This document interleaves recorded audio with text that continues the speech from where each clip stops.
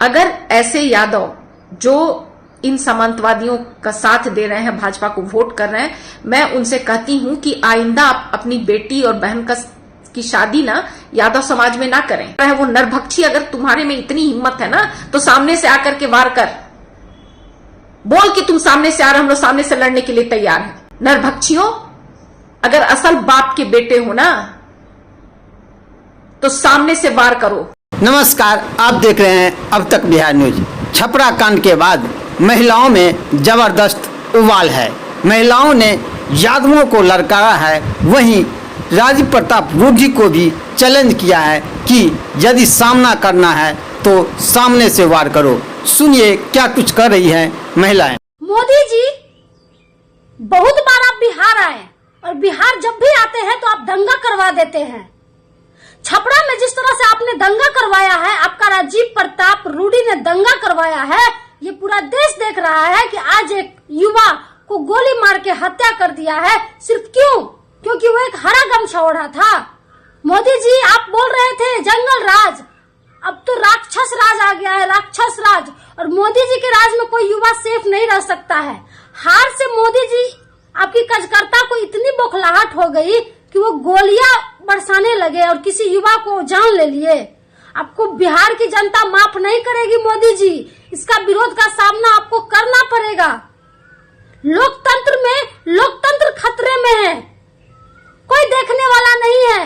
जिस तरह से मोदी जी के गुंडे रोड पे उतर के गोलियों की बौछारें कर रहे हैं, लोगों की जानें ले रही है। हमारे एक भाई का जान चला गया, 2 और घायल है।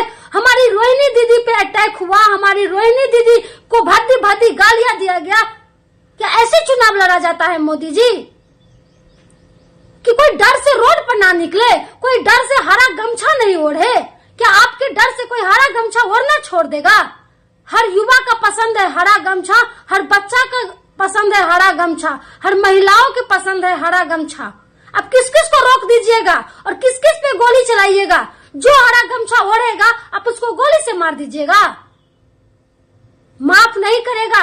चंदन यादव को जिस तरह से हत्या किया गया है, उसका बदला जरूर लिया जाएगा। हम लोग जरूर न्यायालय जाएंगे, प्रशासन के पास जाएंगे, लेकिन आपकी तरह इतनी नीच हरकतें नहीं कर सकते हैं। मोदी जी, समझ में आ जाएगा। और राजीव प्रताप रूडी, आपको भी समझ में आ जाएगा। सारण में 3 राष्ट्रीय जनता दल के कार्यकर्ताओं के ऊपर गोली चलाई गई, जिसमें से 2 की मृत्यु वहीं हो गई और 1 का इलाज अभी भी हॉस्पिटल में चल रहा है। ये तीनों अहिर जाति से थे। इनकी गलती सिर्फ इतनी थी कि ये उन बदतमीजों का विरोध किए जो रोहिणी आचार्य के साथ बदतमीजी कर रहे थे। इसके चलते उन लोगों ने पूरे अहिर समाज को गाली दी और दूसरे दिन निहत्थे इन 3 बच्चों के ऊपर उन कायरों ने गोली चला दी। मैं ताजुब करती हूं कि इतना सब होने के बाद भी यादव समाज, अगर यादव समाज का 1% भी भाजपा को वोट करता है तो उन पर धिक्कार है। अगर ऐसे यादव जो इन सामंतवादियों का साथ दे रहे हैं, भाजपा को वोट कर रहे हैं, मैं उनसे कहती हूं कि आइंदा आप अपनी बेटी और बहन की शादी ना यादव समाज में ना करें। आप उन्हीं मनुवादियों के यहां करें, उन्हीं सामंतियों के यहां अपनी बेटी ब्याहें। आप सोच सकते हैं कि जब लालू प्रसाद यादव जी की बेटी के साथ ये ऐसे कर रहे हैं तो एक सामान्य घर की सामान्य पिछड़े घर की बेटी, दलित की बेटी, आदिवासी की बेटी, अल्पसंख्यक की बेटी के साथ ये क्या करेंगे? और उस सांसद रूडी, उसका नाम जैसा है वैसा ही उसके कर्म है।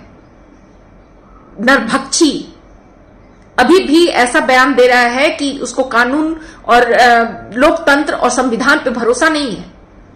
सबका हत्यारा है वो नरभक्षी। अगर तुम्हारे में इतनी हिम्मत है ना तो सामने से आकर के वार कर, बोल कि तुम सामने से आ रहे, हम लोग सामने से लड़ने के लिए तैयार हैं।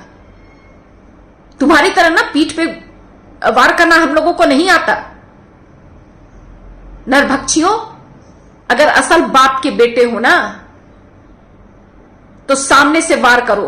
आरजेडी की कैंडिडेट रोहिणी आचार्य जगह जगह पर जाकर स्थिति का मुआयना कर रही थी, बूथों पर जाकर वहां का जायजा ले रही थी, जिसके दौरान भाजपा के गुंडे वहां आते हैं, रोहिणी आचार्य जी को, एक महिला को भद्दी भद्दी गालियां देते हैं, उनके हाथों में लाठी डंडे थे, पत्थरबाजी भी उन्होंने शुरू कर दी थी, जानलेवा हमला करने की कोशिश की गई, जिसके बीच में प्रशासन ने उनको वहां से निकाला। और आज खबर मिल रही है कि चंदन यादव जी की, राजद की कार्यकर्ता की गोली मारकर भाजपा के गुंडों ने हत्या कर दी है। इस तरह के जातिवादी रवैये को बर्दाश्त नहीं किया जाएगा। चंदन यादव के पिताजी बता रहे हैं कि वो पढ़ने गए थे, पढ़ना इनसे बर्दाश्त नहीं हो पाएगा।